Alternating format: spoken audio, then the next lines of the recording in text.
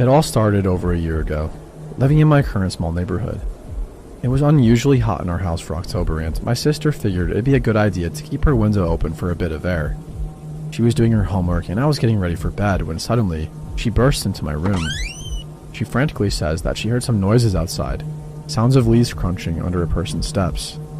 I believed it to be an animal, so I walk into her room and stay there for not more than 5 minutes, until I hear leaves crunching. We quickly glance out the window, only to hear the sound of something running away in the woods. But that wouldn't be the end of the story. During the winter, I enjoy exploring the woods towards the back of my house, climbing trees and traveling further back to the fields. I remember the events very clearly. It had just snowed that night, the first snowfall of winter, and I was more excited than ever to head out there. I did so and climbed my usual tree to look out.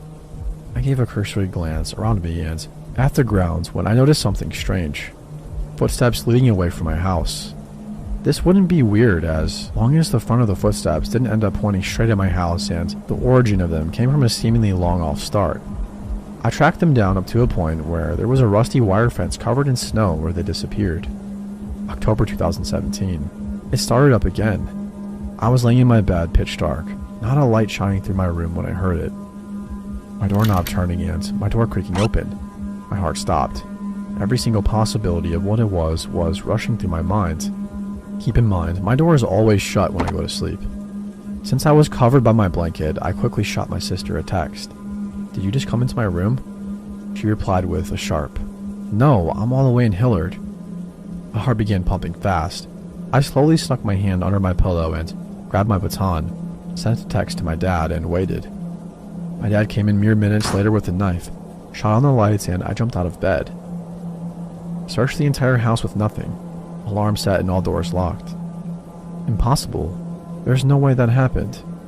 My dad and my mom were asleep, and a cat would have opened it much faster if it jumped to the doorknob. You best believe I didn't sleep a second that night. Fast forward to December, my relatives in town staying for a week in the basement. We turned on the alarm and all head to sleep. I stayed up gaming. In the morning around 2:30 to 3, estimated since I wasn't aware what had transpired, my uncle slowly opened his eyes with a feeling of being watched. His eyes adjusted a bit to the dark before he saw it. A guy, average height, scrawny, hair flowing in the wind and shivering looking inside their room through the window. My uncle screamed and they grabbed the baby before taking off upstairs. That morning I was informed what happened. I looked for footprints and saw only the smallest sign of a footprint, a front toe print made by what I could only assume was a sneaker. My uncle gave me more details without me telling him I looked for footprints, and he said the guy was leaning to the left looking in. The footprint matched his story. The left had a thin line of dirt anybody could have shimmied across. Now that leads to tonight, the night I could swear he or whatever it was had been in our house. I couldn't sleep. Life has been stressful lately and I was up pretty much all night until I tried getting rest. Every night I've had string Christmas lights dimly light the room until tonight. I figured the lights must have been interfering with my sleep, so I unplugged them and headed off to sleep. Pillow over my head, I started to drift off until it happened. A quick strum of my guitar and the sound of something falling over, with a desperate attempt to stop it from hitting the ground, filled the room. This sound ignited my heart rate. Saliva developing at an extreme speed made it hard not to swallow. I could feel the presence of somebody in my room. Realizing I left my baton on my desk, I did the next logical thing, pretend I was asleep. I tried and laid there for what felt like hours when in reality it was only a few minutes, until I heard a whimper come from my sister's room. Imagining this may be the day everyone in my family was silently murdered but me, I gathered all the courage I had. I grabbed my phone, turned on the flashlight, and grabbed my baton. I busted into my sister's room and screamed, "Hey!" only to see that they were unharmed. My sister asked what the heck I was doing, and I just stood there, looked into the pitch black of my room and cried. I have never in my life felt the overwhelming emotion of believing my family was going to be taken from me until today. I sit here in my chair writing this in hopes to document my experiences and try to come to some logical conclusion. All I can come up with is that there are some guys stalking my family and perhaps sneaking into our rooms at night. If anything else happens, I'll post it to this thread. I'm gonna try to sleep now.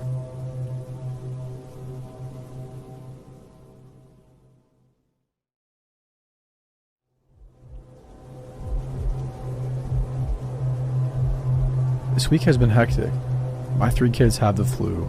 Oldest was first, then my younger 2 caught it. After a visit to the clinic, I was heading to the CVS down the street from our house for their prescriptions.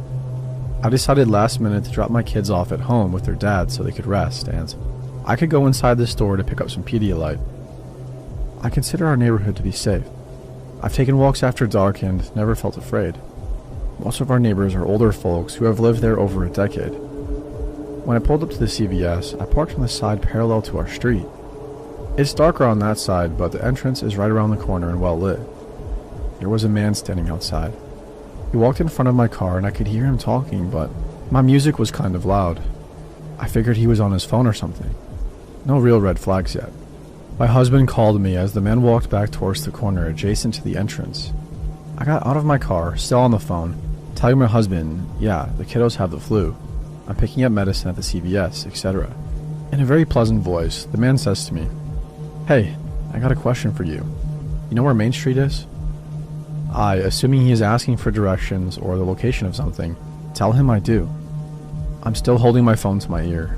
It's in a bright pink case, so I'm sure you could see it. Now, this man is standing directly in front of me. There is a pillar and a trash can behind him. Around the corner is a propane cage and a red box against the store's wall. Getting past him would have put me in arm's reach. Next, he asks me for a ride there. To a homeless shelter. It's very cold outside and he doesn't want to freeze. I empathized with him, but I said I couldn't. I offered to buy him some gloves and or a blanket, and to ask if an employee in the store could assist him in finding a ride. This guy's face instantly changed to pure rage. Then right back to pleasant. Well, you know what happens to homeless people stuck outside. You're going to help me. It's right down the street. I'm standing there unsure what to do. My husband is on the phone asking me what's going on. I gently tell the man that I don't feel comfortable doing that and that I have the flu. I don't, and my husband is on the phone with me. "I don't care about the flu," he said. Now he's getting more angry and not moving away from my route into the store. I didn't want to turn my back on him to go to my car, which was several feet away in the dark. While this guy is glaring at me, I decided to quickly walk past him. I had my mask from the clinic in my jacket pocket, so I pulled that out and held it in front of me while I moved towards the trash can. He looked disgusted, but kept telling me that I needed to give him a ride, that it's right down the street, and kept insisting. But I know where that street is, and it's not as close as he says. He tried to guilt me, and his words felt threatening, but he didn't actually threaten me verbally.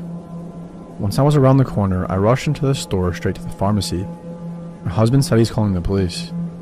He heard the way the man was talking to me and said to stay in the store. My knees were shaking. I'm not usually the type to be afraid when confronted. When I got to the pharmacy, I interrupted the pharmacist and a customer, apologizing, then told them what happened. The pharmacist sent the store manager out. A tall guy with a long beard.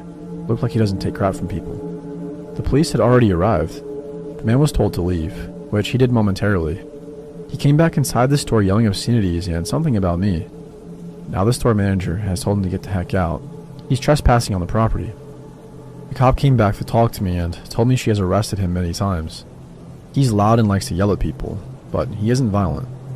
The pharmacist had me hiding behind the screen where they gave vaccines and left the half door to the pharmacy cracked open in case I needed to get out of there. The cop had also told me this guy's first and last name, as did the store manager. Is that normal? The prescriptions are finally filled and I leave the store. The police park next to my car to keep an eye on me. Oh, and the man refused a ride from the cop to the shelter. Later I looked him up. His name is unique, so he was easy to find online. Surprise, surprise. He has a long record spanning 3 states and several counties.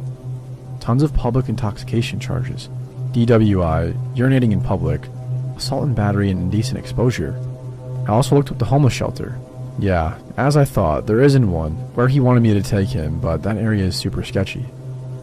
Earlier today, I went to the corner store across from the CVS and told my friend, the overnight shift employee, what happened. She kicks him out of the store and calls the police every time she sees him because he yells and threatens customers. But he always takes off before the police arrive. I know I could have handled that better.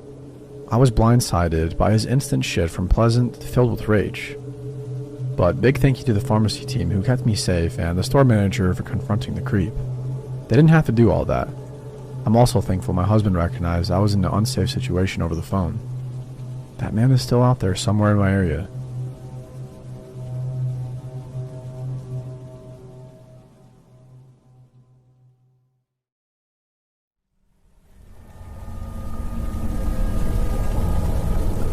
I was on a road trip a few years ago going back home from college.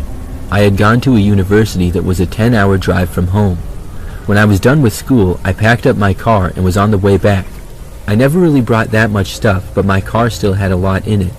I drove this old car that was kind of in bad shape. It had a lot of miles on it and often had problems. But I was in college and didn't really have that much money, so I had put off getting it fixed. Also, because of not having much money, I was planning on driving home all in one day and not stopping at any hotels. After driving all day, I found myself only about 2 hours from home, but driving on some really quiet highway. There were mostly woods on both sides of the road, and things were very quiet as it was now 10 p.m. I was not that tired yet and was used to staying up late from being in college and stuff. So I continued with my driving and was just happy that I was almost back home.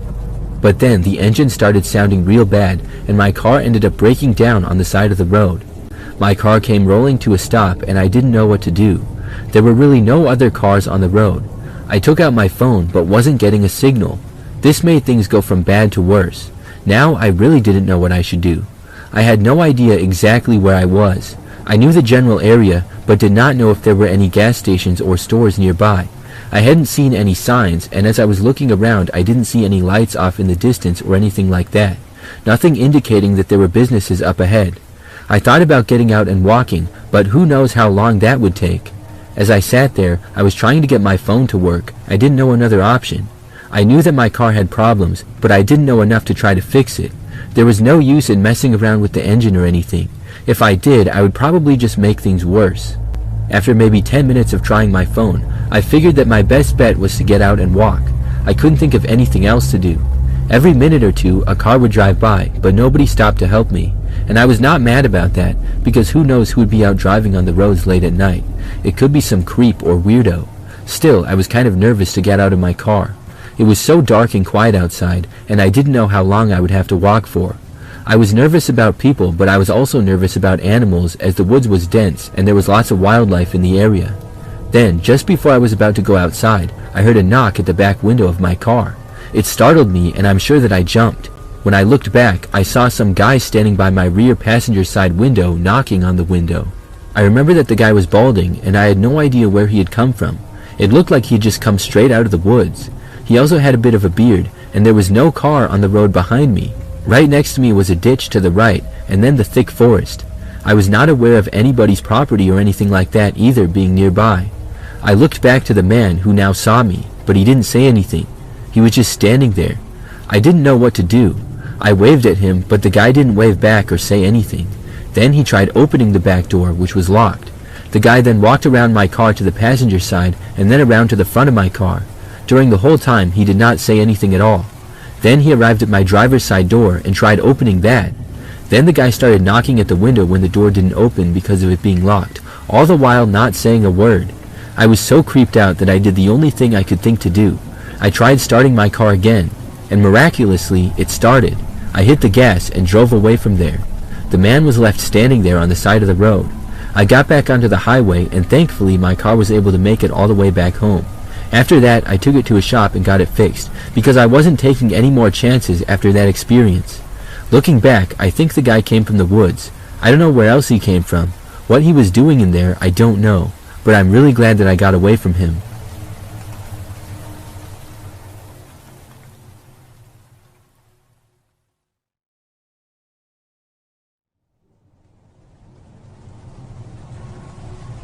Two years ago, I took a road trip to Dallas, Texas. It was a long drive, and I planned to do as much as I could each day. One night, I was driving, and it got to be really late. I was tired, but I knew I could keep going. I just needed a quick pit stop. I had literally no idea where I was. The only thing I knew at that particular time was that I was on some random highway in either Arkansas or Oklahoma. It was a little after midnight, and the roads were very quiet. I started looking around for a city or a place to stop. I was sleepy and also had to use the restroom. I had nothing left to drink and was out of snacks, but I knew if I could get some caffeine, I could drive for several more hours. Finally, after driving for like 10 more minutes, I saw a sign for a rest area up ahead. When it came up, I took the exit to the right and entered it. The rest area was very quiet and small. There was no other roads connecting to it, The rest area was just directly off the highway, and then the only option was to get back onto it. As for the rest area itself, it was just one long parking lot and then a small building. Surrounding it was a grass area and then lots of woods. There was also a wooded area between the rest area and the highway, so you couldn't see it from the road. I pulled into a parking space right in front of the building. I thought that this rest area looked pretty sketchy. It had just a few dimly lit streetlights going along the parking lot, and then one other one next to the building. The building also looked old and outdated. I considered just moving along and trying to make it to a town for another stop, but I thought about the drive. For like the last hour, I hadn't really come across any cities or much else. There was no telling how much farther I would have to drive before reaching something, plus the cell phone signal around there was spotty at best. And I knew that I needed something to drink, and this place probably had a vending machine at the very least. I looked around and saw that no other cars were in the parking lot at all. I didn't know whether to feel good or bad about this observation. On one hand, it was nice to have the place to myself and nobody else around, but on the other hand, it felt more creepy this way. As a smaller woman traveling alone, I was always trying to keep my guard up a little at night. I sat in my parked car and looked around. I didn't hear or see anything at all. I decided that it should be fine. I took my pepper spray just in case. So I got out of my car and then walked up the sidewalk into the building. I felt creeped out, but told myself not to be a wimp and there was nothing to be afraid of. After making it inside the building, there really wasn't much in there. The men's restroom was to one side and the women's to the other. Then there was a small lobby with a couple of vending machines and a few benches. I went in the restroom and was in there for maybe a minute. As I was washing my hands, I thought I heard footsteps inside the lobby. I realized that somebody else must have got there. I heard the footsteps go closer to the women's restroom that I was in, but the door did not open. The footsteps stopped right outside of it. Then someone started banging on the door very loudly. This was strange because the bathroom door did not lock. It was a bathroom where there were several stalls and sinks inside of it, so the door just swung open and could not be locked at all. I thought they would enter, but instead they just banged on it very loudly. I was very confused. For some reason, I didn't say anything though. The banging went on for maybe 30 seconds and it was really strange. Finally, it stopped. Then I heard footsteps walking away, and based on the footsteps, I guessed that it was a man.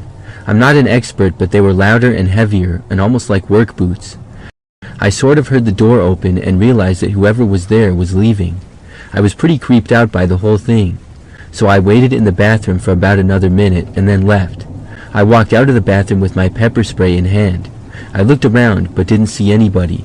When I left the rest area building and got back out into the parking lot, only my car was there. It was strange because I hadn't heard another car come or go. Even though I was in the building, I thought I would have heard that. Nevertheless, I walked out to my car and got back inside. I realized that I hadn't even gotten anything to drink or eat, but I felt that I no longer needed an energy drink. I was wide awake. Plus, I just wanted to get out of there at this point. I started my engine and began driving out of there. Now, the rest area parking lot narrowed at the end to a one-lane road. This went between the wooded area on both sides and then merged directly back onto the highway. As I was going to the end of the parking area and the road started narrowing, I suddenly saw something up ahead. I continued to drive, but then saw a man come out of the woods and go right onto the road in front of me. He was a good 50 feet ahead, but I had to slam on my brakes to avoid hitting him. The man had sort of long hair and a beard and was wearing a brown jacket, jeans, and what looked like work boots. Could this have been the man who was banging on the door? He stopped right in the middle of the road and now stood there, completely blocking my way. I stopped on the road and he just looked at me facing my direction. We were just staring at each other for what felt like a long time. It was probably about 30 seconds. I wanted to go around him, but there just wasn't enough space. The man started walking towards my car. I put it into reverse and began backing up. He didn't say anything or make any motions to me. He didn't wave or ask me to go around him or anything. As I backed up, he started walking faster. I realized that he was coming after me and I hit the gas harder. As I reversed more, the man started to run after me. I backed up all the way until I was in the parking lot. Then I turned the car around and started driving away. The man stood there back towards the end of the lot. If I wanted to leave, I would have to go past him. But then I decided to just go out the wrong way. I drove to the entrance and went along the one-way road there, going the wrong direction. If anybody had tried to enter the rest area from the highway in that moment, I would have possibly hit them head on. Thankfully, nobody was. I made it to the entrance and then did a sharp right turn and merged back onto the highway from there. Nobody else was on the highway at the time. Then I drove past the rest area. When I passed by where the rest area merged back onto the highway, as I was getting up to speed still, I saw the man again. He was standing on the side of the road just past the rest area exit, looking at me. I was so creeped out. I drove a ways and then called 911 and reported the guy. I was told that a police officer would go to the rest area and check it out. I never heard anything more. Looking back, I'm still wondering who that guy was and what he was doing. He definitely seemed to be up to no good. With just him and I alone in the rest area that night, it was a very creepy encounter.